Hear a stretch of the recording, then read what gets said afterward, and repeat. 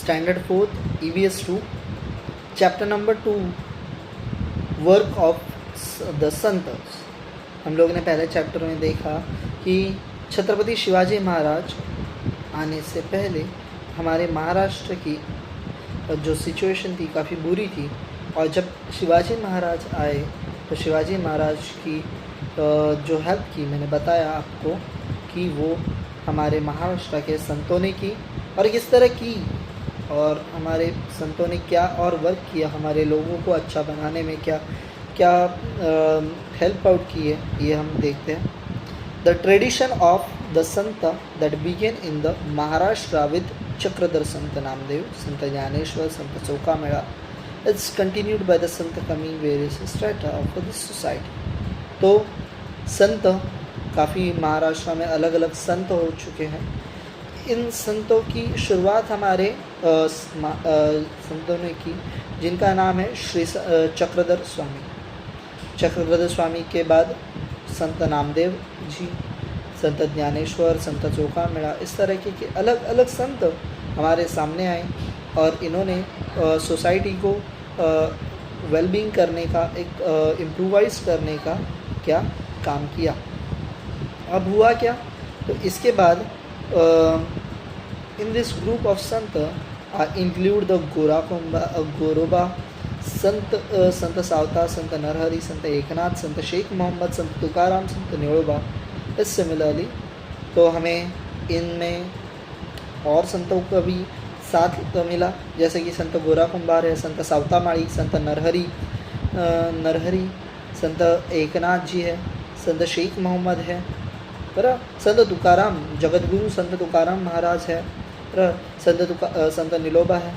और उसी की तरह हमें फीमेल संत भी मिले, तो उनका नाम था संत जनाबाई, संत सोयराबाई, संत निर्मलाबाई, संत मुक्ताबाई, संत कानोबात्रा। इस तरीके के अलग अलग, संत बहिणाबाई, इस तरीके के अलग अलग संत जो है हमें इस महाराष्ट्र में मिले, और इन्होंने हमेशा हमें हमारे महाराष्ट्र को एक अच्छा वेलबींग बनाने की कोशिश की।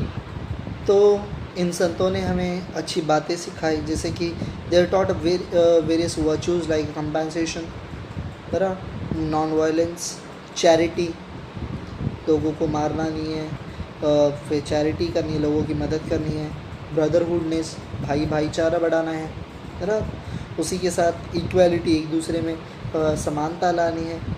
ऊंच नीच का जो भाव है, हम ज़्यादा पैसे वाले तो हम बड़े, आप कम पैसे वाले तो आप छोटे, या फिर हम ऊंची जात के, हम नीची जात के, ये सारी चीज़ें जो है ये क्या की, इन्होंने ख़त्म करने की कोशिश की। So Samarth Ramdas also rendered his work in Maharashtra. तो इसी तरह लोगों के सेंटिमेंट से यूज़ करके महाराष्ट्र में संतों ने अच्छे काम किए, जिसके वजह से आज छत्रपति शिवाजी महाराज जी को क्या उनका स्वराज स्थापित करने में कुछ मदद हुई। उसी के साथ संत रामदास स्वामी महाराष्ट्र में थे और इन्होंने काफ़ी बड़ा काम किया छत्रपति शिवाजी महाराज के साथ स्वराज स्थापित करने में और लोगों को एक वेलबींग ह्यूमन बनाने में। सो शुरुआत करते हैं इन संतों के नॉलेज को समझने के लिए। तो सबसे पहले हम देखते हैं इस संतों के प्रवाह के पहले संत से, जिनका नाम था Shri Chakradhar Swami. Shri Chakradhar Swami was originally prince of Gujarat. तो चक्रधर स्वामी ये जो है ये है गुजरात के प्रिंस थे। He became ascetic and came over to Maharashtra. तो महाराष्ट्र आए, he move all over the Maharashtra teaching equality. और ये पूरे महाराष्ट्र में घूम के इन्होंने क्या की, इक्वालिटी, लोगों में इक्वालिटी स्प्रेड करने की कोशिश की। Did not believe any discrimination based on gender and caste. तो इन्होंने लोगों को समझाया कि आप जेंडर, मेल फीमेल या फिर कास्ट, इसके बेसिस पे आप क्या करो, लोगों पे इनइक्वालिटी मत करो। Several mens womens become a follower. उसी तरह कुछ मेन और वीमेन इन्होंने इनके फॉलोशिप्स एक्सेप्ट की, ये इनके फॉलोअर्स बने। इसी के साथ आगे हम बढ़ते हैं। The sector establish is known as a Mahanubhav sector. तो इन्होंने एक सेक्टर स्थापित किया जिसका नाम था Mahanubhav sector. We called it a Mahanubhav Panth also. Memorable incident from his life is as compiled in the book of title Leela Charitra. तो इनका एक बुक लिखा गया है इनके पूरी ज़िंदगी में किए हुए अच्छे कामों पे, या फिर इन्होंने अच्छे काम किए हुए सारे कर्मों पे इन्होंने एक बुक लिया है, इनकी लाइफ पे बुक है जिसका नाम है लीला चरित्र। इसी के बाद आते हैं हमारे संत नामदेव। संत Namdev was a great devotee of Vitthal. संत नामदेव जी हमारे विट्ठल, भगवान विट्ठल के ये बहुत बड़े भक्त थे। He lived in a village Narsi. He composed a numerous song praise of God। तो ये रहते कहाँ थे? ये रहते थे विलेज नरसी में, नरसी गांव में रहते थे। और नरसी गांव में रहते हुए ये भगवान विट्ठल पे बहुत अलग अलग गीत लिखते थे, गाने लिखते थे, सॉन्ग्स लिखते थे। और उस सॉन्ग्स को वो क्या करते थे? खुद ही परफॉर्म करते थे। उस सॉन्ग्स को हम लोग फ़िलहाल कीर्तन कहते हैं। कीर्तन everywhere they brought about a general awakening amongst the people, move all over the Maharashtra and spread the Bhagavat धर्म। तो पूरे महाराष्ट्र में संत एकनाथ नामदेव जी घूमे और क्या हुआ? उन्होंने भागवत धर्म का प्रचार किया। They taught a people deep devotion to God। तो उन्होंने समझाया कि हमें गॉड के पास हमारे लिए क्या होना चाहिए? डीप डिवोशन होना। आगे देखते हैं। दे संत Namdev travel all over the India spreading the message of humanity. और ये पूरे भारत भर घूमे और इन्होंने क्या की? ह्यूमैनिटी की मैसेज स्प्रेड की। He travel to the Punjab and spread the message of equality. और ये पंजाब भी गए और पंजाब जाके इन्होंने इक्वालिटी की प्रोसेस, इक्वालिटी का मैसेज स्प्रेड किया। और इसी वजह से उन्होंने लिखे हुए, उन्होंने कंपोज किए हुए हिंदी वर्स मतलब कुछ पोम्स वगैरह, कुछ टॉपिक्स जो थे इन्होंने हिंदी में लोगों को समझाए थे। ये हिंदी वर्स जो थे, जो सॉन्ग्स थे, वो आज भी हमें गुरु ग्रंथ साहिबा में देखने मिलते हैं। गुरु ग्रंथ साहिबा ये सिखों का क्या है? एक बहुत पवित्र ग्रंथ है, होली बुक है, बहुत महान ग्रंथ है ये। इसके बारे में हमें काफ़ी बार पढ़ने में मिलता है। और इसी महान ग्रंथ में हमारे संत नामदेव जी के क्या कुछ फ्रेजेस, कुछ सॉन्ग्स हमें पढ़ने मिलते हैं। आगे बढ़ते। द सॉन्ग्स स्टिल संग over the Maharashtra with love great and devotions. और इसी तरह पूरे महाराष्ट्र में इनके सॉन्ग्स आज भी सुने जाते हैं और गाए जाते हैं। तो आगे अगले संत, बहुत इम्पोर्टेंट संत हैं ये। इनका नाम है संत ज्ञानेश्वर। संत ज्ञानेश्वर व family belong to Apegaon. As Nivruti and Sopandev were brothers and Muktai was sister. Bhagavated men as used to look down upon these children because they are offspring of a sannyasi। तो संत ज्ञानेश्वर ये अप्पे गाँव से थे। संत ज्ञानेश्वर ये सबसे एक उम्दा या छोटे संत माने जाते थे। संत नामदेव के दो भाई थे, एक का नाम था निवृत्ति और दूसरे का नाम था निवृत्तिनाथ और दूसरे का नाम था सोपानदेव।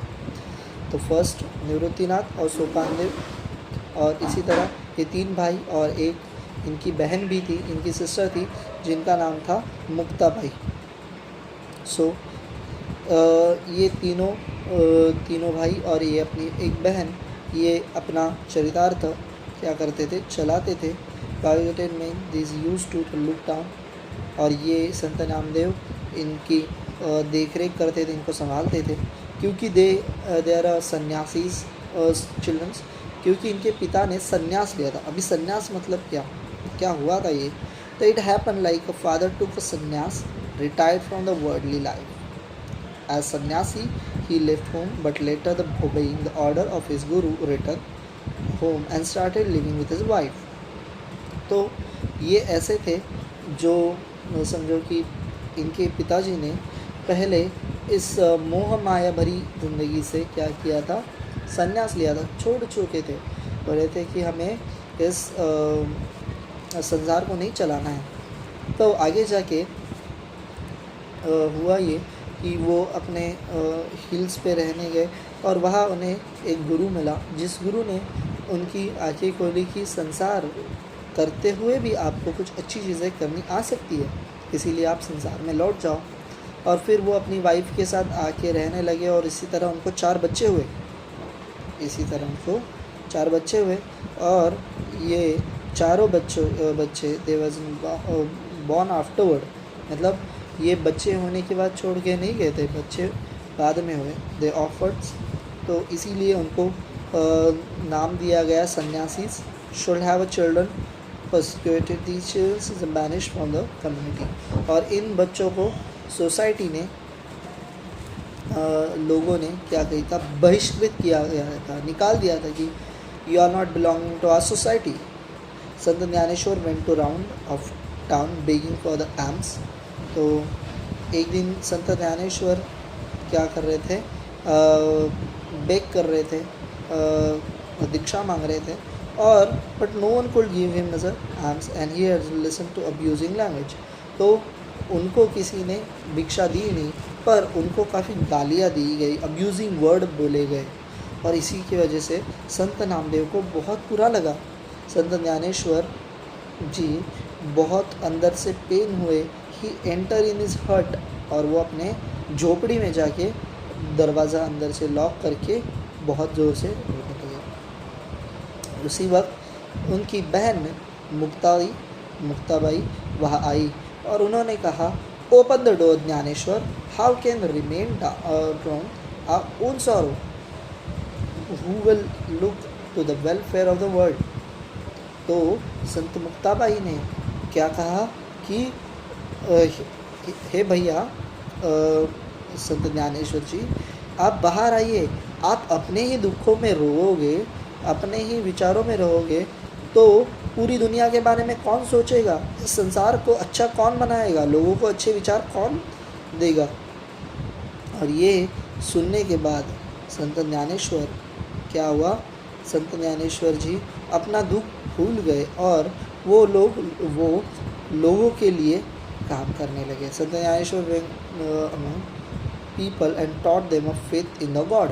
तो संत ज्ञानेश्वर जी ने लोगों को भगवान में भरोसा रखने की, लोगों को इक्वल ट्रीटमेंट देने की सीख दी। It help to trouble and in misery was against advise people Jnaneshwar words heard every nook in the corner of Maharashtra the last 700 years। तो पिछले 700 सालों से आज भी संत ज्ञानेश्वर जी का नाम हमें यहाँ महाराष्ट्र में सुनने मिलता है। उन्होंने लिखी हुई ज्ञानेश्वरी हमें आज भी सुनने मिलती है। Those days all religious teaching the teaching was confined the Sanskrit book. तो उस वक्त लोग संस्कृत पढ़ते थे और मतलब ये संस्कृत जो लैंग्वेज है ये सबको पढ़नी नहीं आती थी, इसीलिए इन्होंने अपना जो ग्रंथ लिखा लोगों को समझाने के लिए, लोगों को एनरिच करने के लिए, वो उन्होंने एक नॉर्मल लैंग्वेज मराठी में लिखा। मराठी ये नॉर्मल लैंग्वेज नहीं है, पर उन्होंने लोगों को समझने के लिए आसान लैंग्वेज में लिखा जो थी मराठी। ज्ञानेश्वरी ये उनके बुक का नाम है। He open is wide door to knowledge of door to people. तो उन्होंने अपने नॉलेज का, ज्ञान का जो डोर थे, ज्ञान के जो डोर थे लोगों के लिए खुले।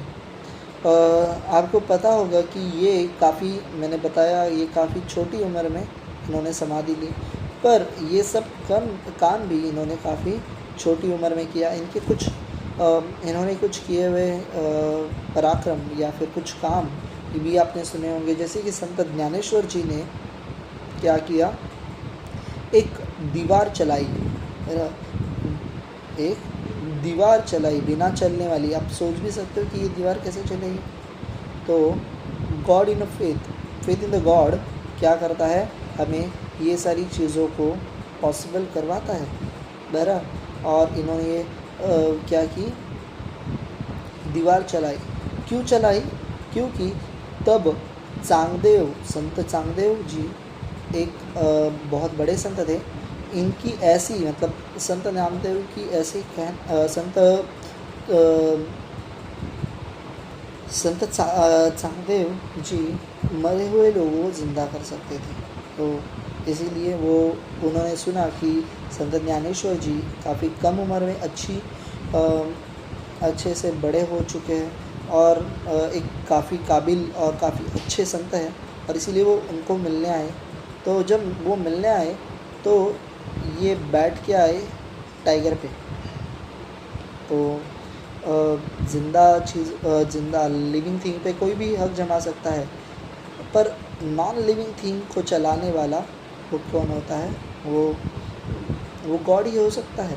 तो इसीलिए ये दिखाने के लिए संत ज्ञानेश्वर जी ने क्या कर कि नॉन लिविंग थिंग, जो जिंदा नहीं है, ऐसे दीवार को चला के वो उनके सामने गए। उसी के साथ भरोसा दिलाने के लिए एक बुल के मुंह से इन्होंने क्या करवाया, वेद सुनाए। एक बुल के मुंह से उन्होंने लोगों को अच्छी बातें सुनाई। तो इसी वजह से संत चांगदेव जी क्या हुए, बहुत एनरिच्ड हुए। उसी के साथ संत ज्ञानेश्वर जी ने काफ़ी कम उम्र में समाधि ली। वो देखते हैं early age Alandi near Pune Dnyaneshwar to का समाधि। तो काफ़ी कम उम्र में उन्होंने समाधि ली at the put entrance which is never come out. तो उन्होंने एक ऐसे जगह अपने आप को बंद किया कि जहाँ से वो बाहर कभी भी नहीं आए, एंड किया। एंड आषाढ़ और कार्तिक महीने में क्या होता है, आळंदी की पंडरी की वारी होती है। डिवोशन करते हुए लोग पंढरपुर जाते हैं, और जैसे ही वो पंढरपुर जाते हैं वो काफ़ी बड़े संख्या में ज्ञानेश्वर जी का नाम का जाप करते हैं, ताकि इन्होंने लोगों को क्या की, अच्छाई सिखाई। सो आज हम संत ज्ञानेश्वर जी तक ही रुकते हैं काफ़ी। उसके आगे संत एकनाथ जी, तुकाराम जी, जगतगुरु तुकाराम जी, इनके बारे में हम आगे देखेंगे। That's it for the day guys, bye bye, see you tomorrow.